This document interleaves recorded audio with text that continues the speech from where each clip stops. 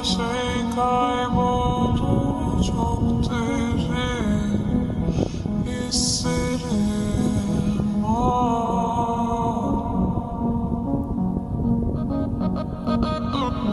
Omzum yükle doldu ama bende vazgeçmek yoktu. Bitmedi, bitmedi, bitirmedi.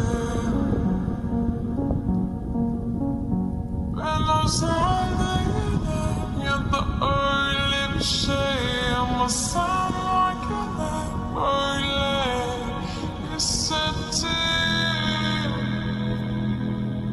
Öyle hissettim. Yalan her şey gönlüme olmalı. Bunu sen de hatırlarsın da artık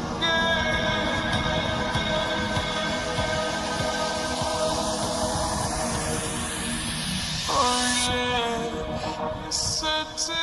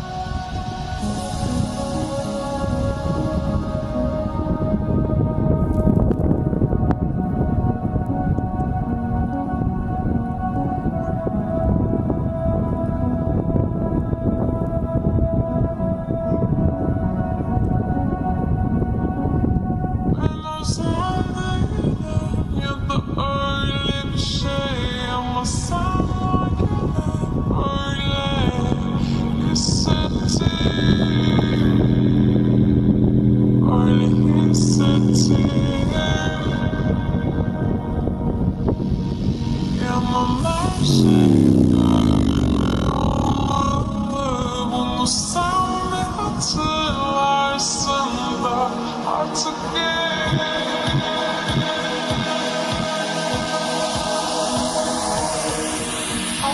çok geç.